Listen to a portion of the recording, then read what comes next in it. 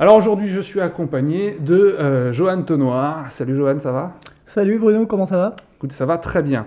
Donc Johan, toi, tu es un freerunner, tu fais du parcours. Est-ce que tu peux nous expliquer un petit peu en quoi ça consiste pour les gens qui ne sont pas forcément habitués à ces disciplines? Alors pour le coup, le parcours en fait à la base c'est une discipline qui permet de franchir des obstacles dans le milieu urbain. Du coup le but c'est la mobilité et le déplacement dans des contextes ou sur des endroits qui sont pas faits pour à la base. Du coup on va essayer d'investir une ville, de se créer un tracé et de le faire. C'est un moyen d'aller vite d'un point A à un point B vraiment sans arrêt et sans fioriture, je vais dire ça comme ça.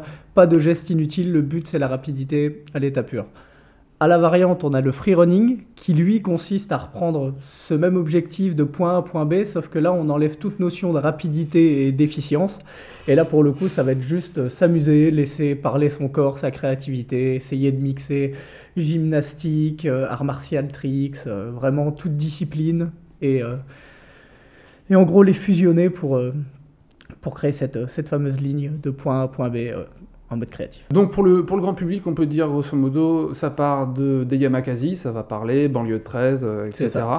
Et ce qui était de la cascade pratiquée par très peu, en fait, c'est devenu un sport à part entière et un art à part entière, parce qu'il y a les deux branches qui, comme tu viens d'expliquer, qui cohabitent simultanément, et vous-même, en tant qu'athlète, vous passez de l'une à l'autre. Exactement. En soi, c'est-à-dire que le parcours, je vais mettre ça un petit peu plus de côté. Par contre, le freerunning, comme ça vient englober plein de disciplines, ça englobe forcément le parcours. Du coup, quand tu fais du freerun, tu fais également du parcours, que tu le veuilles ou non.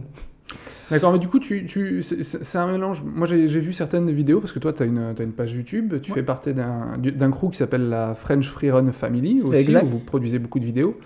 Il y a certaines vidéos, on a presque l'impression que c'est du street workout. C'est-à-dire que vous restez au niveau du sol et il s'agit d'enchaîner des figures presque de gymnastique, des saltos, des choses comme ça, avec un mobilier urbain. Mais finalement, ça peut se pratiquer dans un espace hyper restreint. Exactement. Après, c'est selon l'entraînement qu'on va suivre, mais pour le coup, développer sur, par exemple, un agrès, comme ça peut être sur la gymnastique avec les chevals d'arçon ou autre, nous aussi, on peut essayer de développer plein de techniques différentes sur un seul et même endroit. Et comment t'en es venu alors à pratiquer ça? Alors pour le coup, moi, c'est les films qui m'ont un petit peu lancé, c'est-à-dire que bah, quand j'étais plus jeune, j'ai toujours été un petit peu hyperactif, sauté un petit peu partout. Quand j'ai vu les films, on s'est regardé avec des potes après le film, oh, il faut qu'on aille essayer des trucs dans le sable, alors on sautait dans le sable en criant Yamakasi. Et pour le coup, au début, c'était plus un amusement qu'autre chose, et jusqu'au moment où on a commencé à voir des vidéos de personnes qui pratiquaient, autres que les Yamakasi ou David Bell dans Banlieue 13, mais des personnes qui étaient allés un petit peu plus loin que cet amusement et se sont dit ah, on va essayer de s'amuser au final réellement, arrêter de sauter pour faire n'importe quoi, par contre essayer de progresser et du coup d'aller un peu plus loin dans la démarche. On a décidé de faire ça et à partir du moment où on a commencé, en fait c'est plus possible de s'arrêter.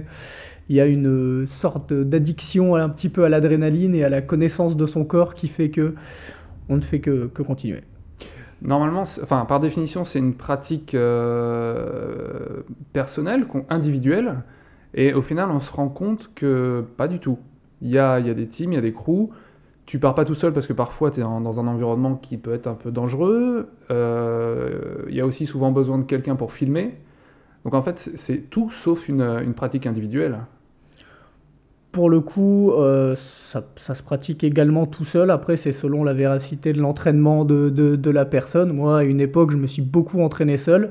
Mais pour le coup, oui, c'est bien plus agréable d'avoir un partenaire ou une équipe dans le sens où on va se pousser en fait les uns les autres pour essayer d'acquérir ce que la personne n'a pas. Et du coup, en fait, on va être très complémentaires dans les entraînements. C'est-à-dire que moi, je vais pouvoir pousser un ami qui est moins fort sur quelque chose là où moi je suis fort et vice-versa, et du coup on va tous les deux progresser dans une même voie.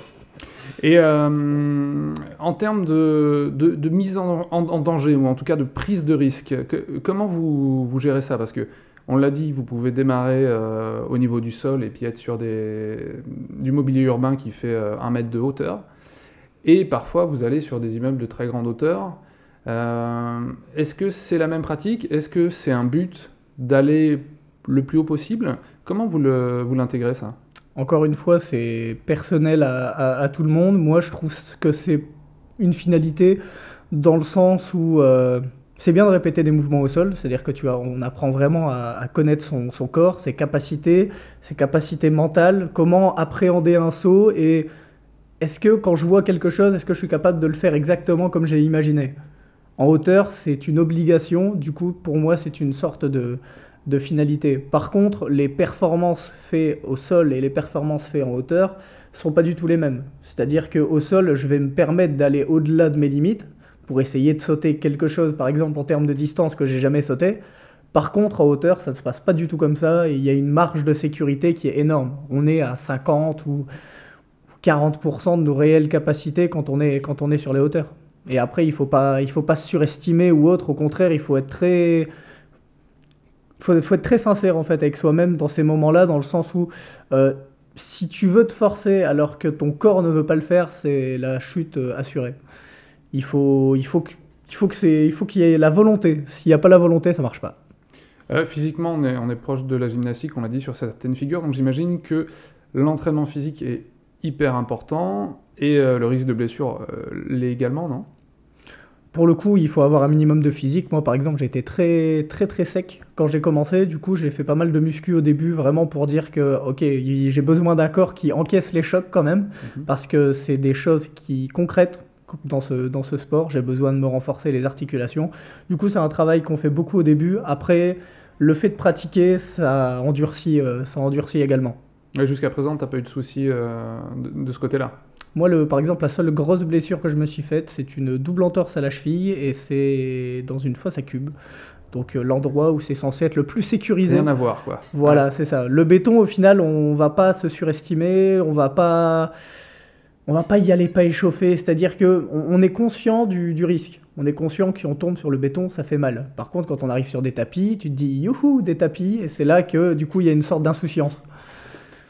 Si les gens vont voir les vidéos que vous avez fait, toi sur ton compte ou avec la French Freerun Family, parfois vous êtes en haut de très hauts immeubles. Dans quel état d'esprit t'es à ce moment-là? Est-ce que tu dirais que ta concentration, tu dois être hyper focus, j'imagine que tu es presque dans un état second, non? Pour le coup, il y a un assez grand taux de concentration. Après, moi, dans mon... Comment je suis, je dirais, sur les hauteurs, c'est-à-dire que je suis assez serein. Par contre, je déteste quand il y a quelqu'un à côté de moi. Parce que pour le coup, ce qui est assez ouf dans cette discipline, c'est que c'est toi versus ton environnement. Ouais. Du coup, tu connais tes capacités, tu es serein là-dessus. Tu testes le mobilier, tu es serein là-dessus. Par contre, quand on vient rajouter une troisième variante qui est quelqu'un qui peut être à côté de toi, moi, ça me stresse parce que je ne contrôle pas cette personne à côté de moi.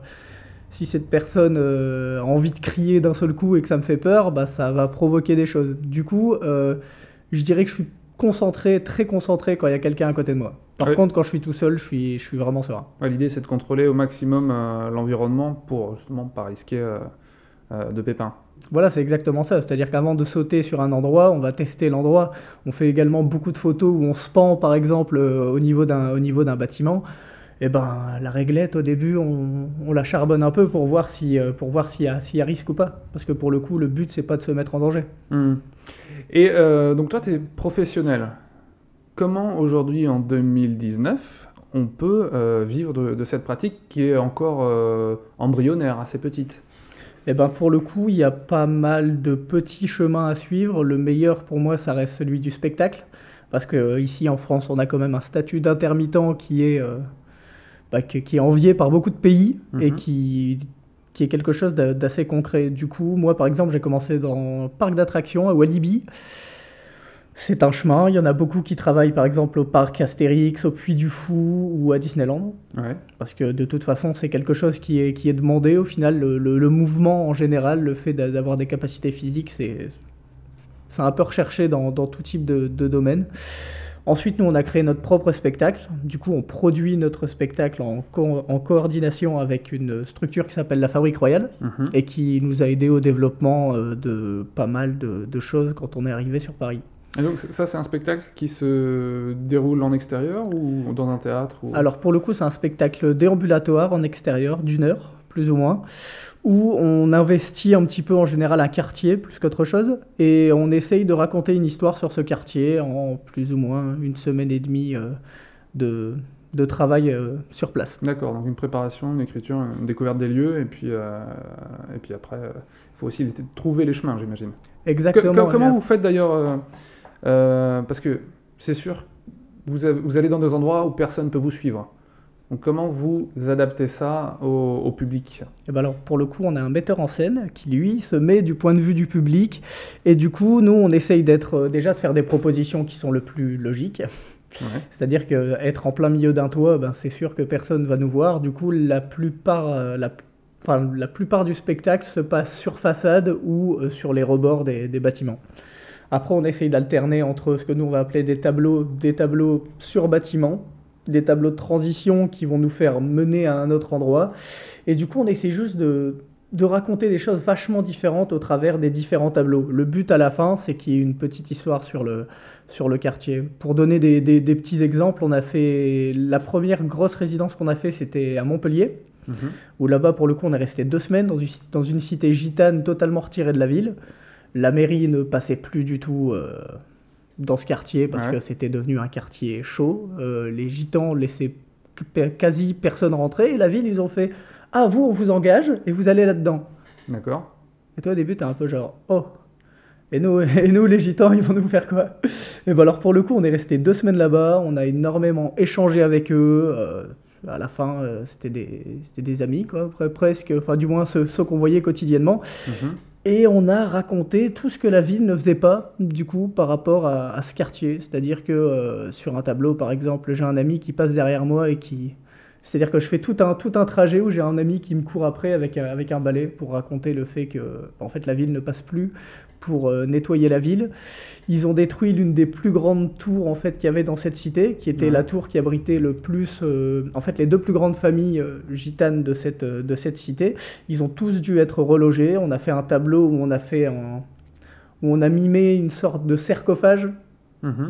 Et en gros, on a amené... C'était moi qui faisais le personnage du mort, quoi. Ouais. Mais on a parlé du fait de couper ces liens avec les habitants. En fait, on essaye de dénoncer sans aller trop loin, mais... Parce que c'est quand même la mairie qui paye. Exactement. Du coup, c'est-à-dire qu'on a un petit peu clashé la mairie, on a un petit peu clashé aussi le comportement que peuvent avoir ces personnes vis-à-vis des personnes extérieures. Et au final, ce spectacle a changé pas mal de choses, parce que en général, personne ne venait dans cette cité, c'est-à-dire que c'était vraiment un coin reculé de Montpellier, et pour le coup, on a fait venir 4000 personnes pendant le spectacle. Du coup, plus de 3000 personnes qui n'avaient jamais mis les pieds à cet endroit-là et qui pourtant faisaient partie de Montpellier. Tu parles de Montpellier, ça tombe bien parce qu'il y a une autre voie pour vivre de cette passion, c'est le sport. À Montpellier, enfin c'est le sport, c'est la compétition. À Montpellier, il y a le FIS. Et toi-même, tu participes au FIS depuis 1 an et demi au travers d'une compétition de parcours qui est intégrée de plus en plus à leur rendez-vous. Alors pour le coup, c'est ça. Moi, j'avais fait le 2e l'année dernière, du coup, à Montpellier. J'ai fait aussi l'étape de Jeddah, celle en Arabie Saoudite, là, il y a 1 semaine et demie, et Hiroshima. Et oui, pour le coup, la compétition, c'est encore une autre voie. Pour le coup, on est encore, je dirais, un peu sur les prémices, dans le sens où il n'y a pas de compétition régulière, c'est en général des one-shots. Donc c'est une équipe ou une marque qui va organiser une compétition.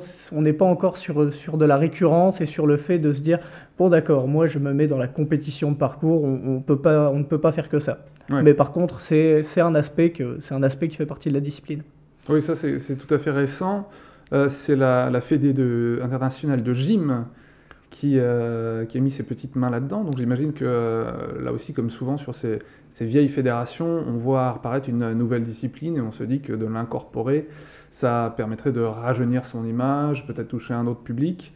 Comment vous le vivez, vous, de l'intérieur, ça ? Alors, c'est-à-dire que c'est un grand débat dans la communauté. Il y en a qui sont totalement contre.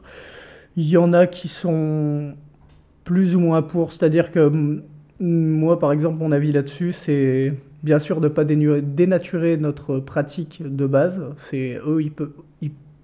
ils ont l'autorisation, ils ont le droit au final de créer une pseudo-pratique à côté, ce qu'eux, il me semble, veulent appeler freestyle gym. Mais pour le coup, le but, c'est de pas dénaturer le travail qui a déjà été fait par des individualités, par les personnes qui se sont pris la tête pendant 20 ans à sauter dehors, et sans attendre une fédération qui est pour le coup très riche et équipée, qui disent ah, vous avez sauté pendant 20 ans dehors? Bon, bah maintenant, nous, on va prendre le truc. Non, pour le coup, je pense qu'il y a un vrai travail qui a été fait.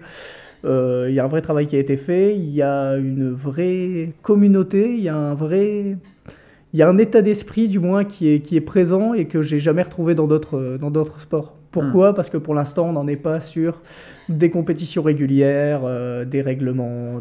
On est vraiment sur une pratique un peu vachement freestyle. Un peu comme le skate, je pense, il y a 20 ou 30 ans. C'est marrant parce que c'est exactement pareil, quoi. Où en BMX, c'est le vélo de route, l'UCI qui récupère un peu l'organisation des compétitions. Idem pour le skate, enfin un peu moins, mais je me demande si le skate ne dépend pas de la fédération de roller. C'est possible. En France, je crois que c'est ça. Le wakeboard, ça dépend de la fédération de ski nautique. Enfin, tu vois, il y a tous ces. Et pour le coup, en France, il y a ce problème de. On rallie aux fédérations parce qu'en fait, il y a trop de fédérations. Ouais, on peut plus en créer. Ouais. C'est quand même hallucinant, sachant que la gymnastique, pourquoi pas, parce que oui, il y a de l'acrobatie. Après, je trouve qu'on est quand même sur quelque chose de sacrément différent. Sacrément différent. Le problème, c'est qu'après, les mecs qui se retrouvent à gérer ça, en l'occurrence, c'est pas des gens qui viennent des disciplines freestyle urbaines, c'est des gens qui sont déjà dans les fédérations et qui n'ont pas la connaissance forcément du milieu. Exactement. Donc, c'est toujours un peu touchy. C'est un peu touchy. Après, je pense qu'il y a des choses qui peuvent être bien amenées. Pour moi, créer une discipline à côté qui pourrait s'appeler freestyle gym ou autre, c'est quelque chose. Par contre, sans dénaturer le travail qui a été fait à la base par les communautés pendant maintenant près de 20 ou 25 ans. Et par contre, il y a des portes qui peuvent s'ouvrir. C'est-à-dire que moi, quand j'ai commencé, par exemple, j'ai commencé dehors. Par contre, j'ai vite eu besoin de salles de gym ou d'équipement pour travailler des acrobaties, chose qui est beaucoup trop dangereuse quand tu n'as aucune notion à travailler dehors au début. Pour le coup, moi, je me suis énormément entraîné en salle de gym. Et pour le coup, ça, par exemple, c'est un aspect qui peut changer la donne pour beaucoup de gens. Par exemple, en France, pour l'instant, il n'y a que 2 salles qui sont ouvertes. Une à Châtelet-Léal, la French Run Academy. Où tu donnes des cours, donc. Où je donne des cours, donc. Et il y en a une aussi à Bordeaux qui est gérée par l'ADD, du coup, qui était une filiale des Yamakasi à l'époque. Du coup, il n'y a que 2 salles en France. On est quand même 66 millions de Français. Du coup, ça fait quand même peu d'endroits pour plus ou moins les 5000 pratiquants. 5000, c'est plus le ou chiffre moins en que France. vous avez en tête, ouais. Plus ou moins.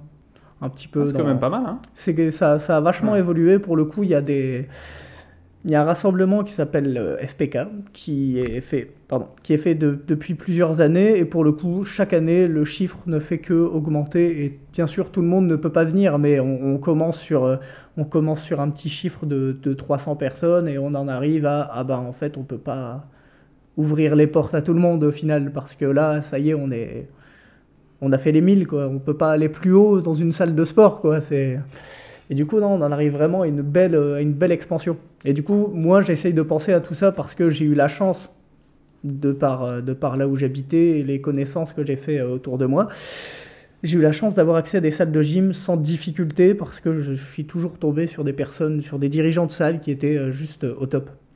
Par contre, j'ai beaucoup d'histoires de gens qui me disent « j'ai essayé, c'est pas possible » et du coup des personnes qui sont bloquées un petit peu dans leur progression parce qu'ils n'ont pas l'équipement pour. Pour le coup, si la gym est là, concrètement, et qu'ils veulent faire leur freestyle gym, au moins le freestyle gym, que tu le fasses ou que tu le fasses pas, tu as un accès dans une salle de gym et tu peux progresser dans ta voie. Et ça, pour moi, c'est une très bonne chose. Tant qu'ils te changent pas toi ta pratique et qu'on t'oblige pas à mettre un juste au corps moulant. Exactement. Voilà, ça passe. Ce qui serait très classe en extérieur, mais en fait, je sais pas, ouais. Je sais pas. On en reparlera des vêtements. Pour rester un peu sur la compétition, il y a deux disciplines, c'est ça? Donc on a... tu vas m'expliquer d'ailleurs. Alors les formats les plus fréquents qu'on peut retrouver en compétition, c'est le premier format, ce qu'on va appeler speedrun.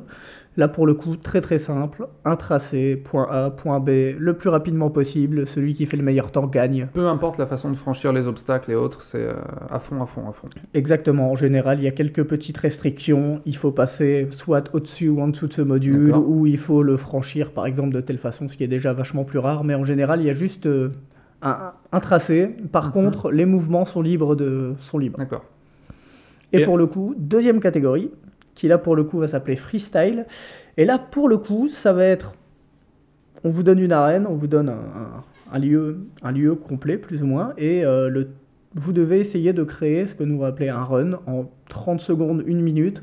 Donc du coup le but ça va être d'enchaîner des figures, se choisir un tracé, et essayer de faire en sorte que les figures, elles soient de 1 impressionnantes, qu'elles soient super bien enchaînées, et surtout très bien réalisées.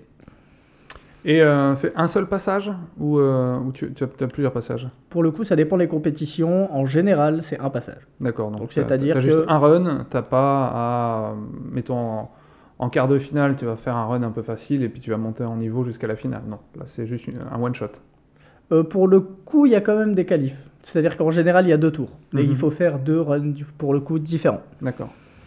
Très bien, donc ça, on peut le voir au FISE. Tu as fait 2e l'année dernière à Montpellier. C'est ça. Et donc tu y seras cette année fin mai, début juin. Et avant, tu seras à Hiroshima. Hiroshima, rappelle-moi les dates. Ouais. Hiroshima, c'est du... Bon, en tout cas, je pars du 17 au 22, donc c'est dans les environs. Ces eaux-là, ouais. Comment ça se passe? Vous êtes un peu mélangé avec les autres disciplines? Parce que c'est assez récent que vous ayez été incorporé à cette tournée-là. Déjà, les disciplines entre elles, skate, BMX, bon, on est un peu potes, mais sans plus. Vous, est-ce que vous arrivez à trouver votre place là-dedans? Pour le coup, on la trouve. Ensuite, selon les compétitions, comme là par exemple en Arabie Saoudite, ils n'ont pas spécialement pu créer un parcours dédié à notre discipline. Du coup, on était un peu intégré avec les skateurs sur une plateforme, du coup en skatepark. Par contre, pour le coup, Hiroshima ou autre, ils créent une structure spécialement pour nous. Et du coup, ça nous met quand même déjà vachement plus en valeur. Parce que dans un skatepark, je vais dire que on donne pas le rendu que peut avoir un skater. C'est quand même pas du tout la même chose. Mais pour le coup, non, je pense qu'on s'adapte assez bien dans le sens où il n'y a pas de concurrence avec les autres disciplines. C'est vraiment des choses vachement différentes. Et pour le coup, nous, on est impressionnés de ce que font et eux sont impressionnés de ce qu'on fait. Donc non, je pense que de base, on est quand même dans le même état d'esprit. Après, je vois un petit peu, en général, en skatepark, par exemple, il y a trop de mecs qui font de la trottinette comparé au vélo, et genre, vous prenez toute la place. Nous, pour le coup, on n'est pas dans ce genre de guerre interne. Ouais, ça viendra, vous n'êtes que 5000 pour l'instant, on ne sait jamais. Donc, la compétition, on parlait du juste au corps moulant de la fédération de gym, que vous aurez peut-être un jour, mais pour l'instant, vous avez des Sarwell, c'est une espèce de pantalon... J'ai l'impression de voir ça sur toutes les vidéos. Il y a un code vestimentaire pour faire un freerun. Il y a eu cette mode pendant très longtemps du baggy, du pantalon vraiment très très très très large. Ouais. Mais vraiment, c'est-à-dire que plus grand, voilà, on va dans le 4XL.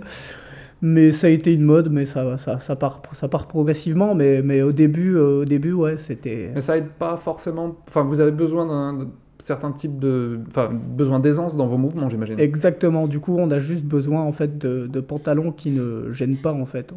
Par exemple, un jean très, très stretch, ça fait le taf également. Mais on a juste besoin de ne pas avoir de restrictions de mouvement. Si, par exemple, je vais faire ce qu'on va appeler un saut de détente, courir et avoir un énorme écart de jambes, si le pantalon gêne, ça va, pour la pratique, c'est très très chiant. Pour le coup, il n'y a pas de code vestimentaire précis, même si ça a commencé avec cette mode des pantalons très larges. Mais pour le coup, les chaussures sont le plus gros accessoire qu'on ait. Et ça, pour le coup, il y a un vrai choix à faire. Parce qu'il y a des chaussures particulières ou c'est des baskets, des tennis ou alors pour le coup, en fait, nous, on recherche une chaussure qui ait une bonne accroche en dessous, classique, et également qui ait une belle surface d'amorti. Du coup, que derrière cette semelle et avant le pied, qu'il y ait une surface qui vienne absorber les chocs. D'accord. Et pour le coup, toutes les chaussures ne font pas ça. Mais il y a des marques spécialisées dans la chaussure de freerun? Ouais, il y a pas mal de marques qui se sont lancées. Des marques, je vais parler par exemple de Holo, qui est une marque avec qui on est partenaire, qui pour le coup, eux, c'était des mecs qui travaillaient chez DC Shoes à la base. Et ils se sont dit, on va faire une chaussure spéciale. Du coup, ils ont essayé de reprendre des codes de DC Shoes et également des codes que nous, on recherche pour une chaussure. Après, il y a énormément de groupes ou de teams à travers le monde qui ont eux-mêmes lancé leurs propres chaussures. En dehors de la compète, en dehors du spectacle, il y a la vidéo. Exactement. Qui est un gros vecteur de notoriété et d'argent, YouTube. La French Freerun Family, vous avez pas mal d'abonnés. Vous avez fait des grosses vidéos, notamment avec Devin Supertramp. Exactement. C'était l'année dernière, ou il y a 2 ans, pour la sortie du jeu Assassin's Creed. C'est ça. Comment ça se passe, ces gros tournages? Pour le coup, en général, c'est de la demande. C'est-à-dire que nous, on va pas spécialement démarcher des choses. Par contre, on essaye de, comme tu l'as dit, se mettre en avant sur les réseaux sociaux et mettre en avant nos capacités pour qu'ensuite on se fasse contacter par des prods ou autres. Mais par exemple, Devin Supertramp, c'est un cas, on va dire, assez particulier, dans le sens où Assassin's Creed, c'est pas commun comme demande, et pour le coup, notre discipline correspond exactement pour le coup, c'est raccord, ouais. Correspond exactement aux critères. Après, sur le tournage, je dirais que c'est un tournage intense, quoi. Ouais. Mais parce que dans ce que j'ai vu, vous êtes souvent sur des tournages assez légers, puisqu'il faut atteindre les endroits à filmer. Donc souvent du petit matériel. Là, cette vidéo, c'est du plus gros matos, avec des cadreurs qui ne sont pas forcément au fait des codes du freerun, qui n'ont pas forcément les bons réflexes. Comment vous arrivez à rentrer donc, dans ce cadre de filmage qui est un petit peu plus classique, quoi? Pour le coup, c'est assez spécial. En fait, avec Devin, c'était par exemple une très belle expérience. Au sol, par exemple, c'est quelqu'un qui sait exactement ce qu'il veut, du moins sur ses shots. Du coup, c'est des trucs qu'on recommençait pas mal de fois. Après, par exemple, sur les toits, nous, on a essayé de trouver des endroits où lui pouvait être à l'aise et pouvait au mieux montrer aussi ses capacités en tant que cadreur. Là, par exemple, sur la dernière vidéo qu'on a faite avec lui... Donc vous en avez la première, c'est 50 millions de vues, grosso modo. C'est 70. 70 millions de vues. Tant qu'à faire. C'est mieux.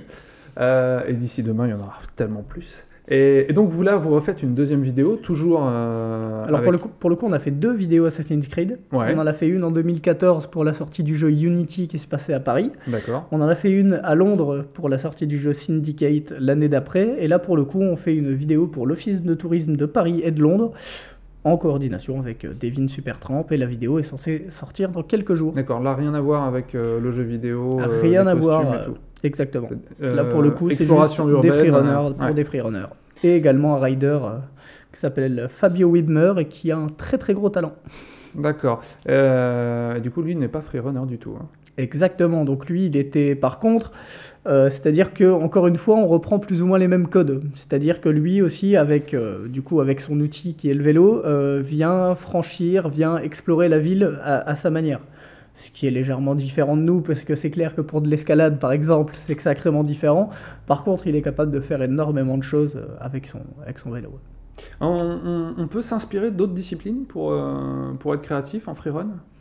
Pour le coup, totalement. C'est-à-dire que l'un des codes qui, pour moi, marche le mieux, c'est un petit peu la danse et le break, qui peuvent très très bien se mêler pour le coup à la discipline, dans le sens où on est beaucoup à la recherche de mouvements de transition ou autres, pour passer par exemple d'un module à un autre. Et là, pour le coup, ça va être la partie créative de chaque personne et des envies. Moi, par exemple, j'aime beaucoup la culture un peu circassienne dans le mouvement. Moi, je m'inspire plutôt de ça pour essayer de peaufiner mes mouvements. Mais pour le coup, par exemple, le break, c'est une voie aussi possible. C'est une voie totalement possible. Et du coup, ça se démarque beaucoup, parce qu'il y en a peu pour l'instant qui le font. Par contre, les personnes qui arrivent à mêler, que ce soit danse, break, parcours et freerun, là, pour le coup, en général, ça a un rendu qui est très, très, très joli. Les vidéos qui font le plus parler auprès le grand public, c'est souvent des vidéos avec une notion du danger, du risque assez importante, en hauteur, suspendu dans le vide. Comment ça se passe, sachant que YouTube peut être une bonne source de revenus pour vous, comment ça se passe cette limite entre l'illégalité et ce qui va être toléré par YouTube, parce qu'il y a eu des cas de démonétisation, ce qui peut, pour des gens qui font du freerun, être très dommageable, parce que c'est une des rares sources de revenus qui peut être importante quand on a une grosse base de followers. Après, pour le coup, nous, on n'est pas encore sur une comment je vais dire ça? Je vais dire qu'on fait pas de putaclic. Ouais. Je vais utiliser ce terme-là dans le sens où on n'essaye pas de faire un truc plus dangereux que ça ne pourrait le paraître. C'est-à-dire qu'on fait quelque chose, on le filme comme nous, on le ressent, mais on va pas spécialement exagérer les choses. La vidéo que tu as pu voir, 35 étages par exemple, il y avait des musiques un peu stressantes ou autres, mais globalement, c'est moi qui ai fait ce montage, mais globalement, pour moi, la totalité de la vidéo, elle montre plus l'expérience, comment on l'a vécu, et il y a énormément de moments où on parle, où on rigole, et pour le coup, c'est exactement ce que nous, on a ressenti au final sur le moment. Donc on va pas essayer de montrer quelque chose de plus dangereux que ça ne l'est. On essaye de rester dans la limite où... Alors par contre, c'est ce qu'on fait, donc on va pas dénaturer non plus ce qu'on fait, du coup on montre ce qu'on fait, mais on va pas essayer d'aller trop loin dans la démarche non plus pour pas se faire striker. Ouais. Ouais, le but, c'est, mais tu le répètes souvent aussi dans tes vidéos, c'est d'être des professionnels. Donc de paraître professionnel et bien tracer une limite entre la personne lambda et le freerunner pro qui, s'il prend des risques, c'est des risques calculés, qui sont préparés et qui du coup ne sont plus vraiment des risques. Exactement, pour le coup, après c'est selon les gens. Mais concrètement, ce que beaucoup vont voir sur YouTube en appelant ça danger ou suicide, ou vraiment, on peut avoir des mots très très forts. Pour le coup, au moment où on fait ce genre de choses, nous on est dans une sérénité totale, quoi. Il n'y a pas de danger sur le moment. Parce que s'il y a du danger dans notre tête, en fait, c'est sûr que ça ne marchera pas. Oui, c'est ce que tu C'est disais. une sérénité tout contrôler. totale. Ouais. Et justement, ça vous emmerde, juste les gars qui vont aller dans le putaclic, dans la mise en scène, en fait, du risque? Pour le coup, non, ça ne nous dérange pas spécialement. Pour le coup, après, c'est plus... Après, c'est leur image. Au final, c'est pas... Oui, mais c'est peut-être l'image de votre discipline aussi. Pour le coup, après, je pense que chaque personne est différente. Après, il y a pas mal de groupes, que ce soit à travers la France ou même la Terre. Mais je pense que chacun a sa voix et qu'ils la suivent au final parce que... C'est pas zen. Oui, voilà, mais c'est pas...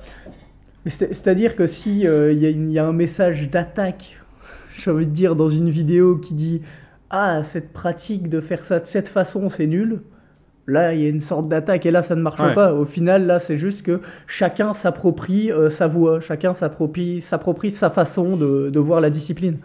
Donc, du moment où les autres disciplines ne sont pas dénaturées, pour moi, c'est juste amusez-vous, en fait. Ok.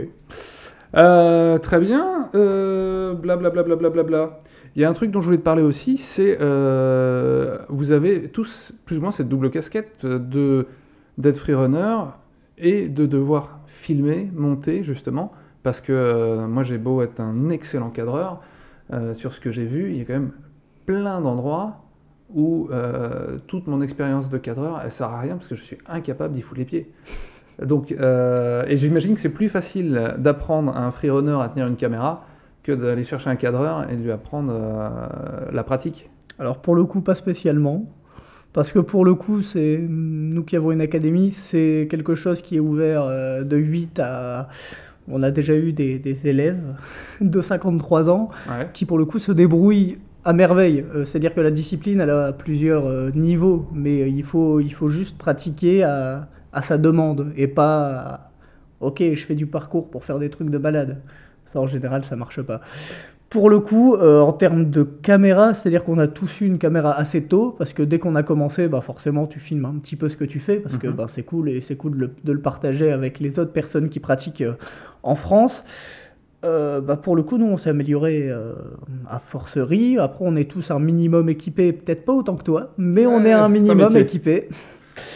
Mais pour le coup, à côté de ça, on a aussi des cadreurs qui, eux, font un peu dans l'escalade, dans l'urbex, etc. et qui, eux, ont déjà plus de compétences, on va dire, qu'un cadreur lambda, parce que ce sont des cadreurs qui vont être à l'aise, du moins sur les hauteurs, qui vont pouvoir un minimum regarder leur caméra sans être en train de trembler et se dire « je suis en danger ». Ouais. Ah, mais mine de rien, la notion de vertige, au 35e étage, on l'apprend vite, je pense. Hein. Pour le coup, c'est juste, faut être attentif à ce qu'on fait. Faut être plus attentif à ce qu'on fait qu'à ce qu'on filme, au final. Ouais, très juste. Ouais. Parce que pour le coup, chaque personne, si tu es trop concentré dans ce que tu es en train de regarder dans la caméra, bon, faut regarder où on met ses pieds. Après, en général, on va pas dans l'abus. Pour faire suite au 35 étages, par exemple, il y a beaucoup de plans où nous, on est juste on est juste debout sur des barres, pour le coup, au bord du vide, mais là, pour le coup, on a la GoPro dans la bouche. C'est-à-dire que nous, on fait notre vie au final, c'est juste que ça filme de cette façon. Par contre, quand tu viens filmer quelqu'un, que tu as un Stab ou un Osmo Pocket ou autre, là, concrètement, tu mets quand même pas mal de ton attention ailleurs et faut garder le... Faut adapter du coup. Exactement. Ouais. Et tu disais que tu avais des élèves de 55 ans. Grosso modo, quand on vient à votre académie pour pratiquer le freerun, la progression, à partir de combien de temps on peut estimer s'amuser, être un minimum autonome? Ça, après, c'est selon les gens, encore une fois, dans le sens où c'est une question pour moi de motivation et d'investissement. C'est-à-dire que demain, tu peux aller dehors et pour moi, tu es déjà capable de pouvoir pratiquer seul. Genre, si je vais dehors, je saute un trottoir, je fais une galipette derrière, est-ce qu'on appelle ça du freerun?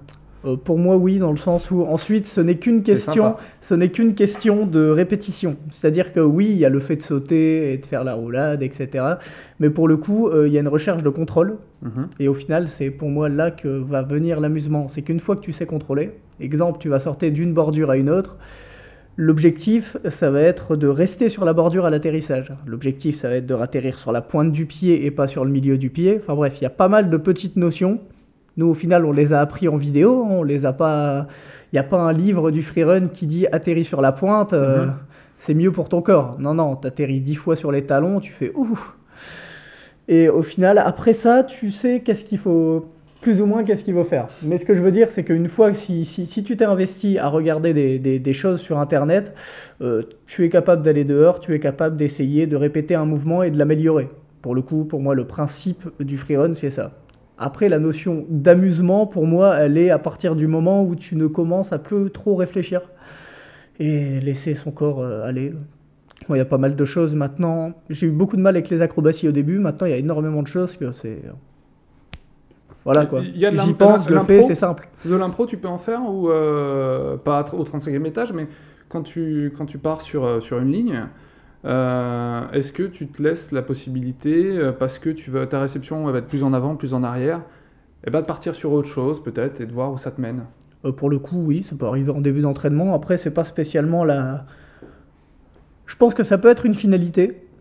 Mais j'avoue qu'on est plus sur un travail de répétition. On est sur un travail d'essayer de faire du coup des lines ou des runs qui vont être assez complexes ou techniques. Et pour le coup, on va être sur la répétition de ces choses-là. Après, l'impro, ça fait toujours plaisir si tu te lances une première fois. Mais c'est sur des modules que tu n'as pas visualisé, du moins. On va dire que c'est un minimum dangereux inutilement, quoi. Ok, ça marche. Donc si on veut... te voir prochainement, ça va se passer au Japon, à Hiroshima et à Montpellier pour le FIS. Des spectacles, vous en avez prévus ou pas? Eh ben alors pour le coup, nous on a créé notre spectacle il y a 4 ans, on a pas mal charbonné au début et on l'a fait énormément de fois. Maintenant on essaye de réduire le nombre, mais là pour l'instant il y a une date d'acté à Bucarest du 7 au 15 juillet. D'accord, c'est l'occasion de visiter Bucarest. Exactement. Et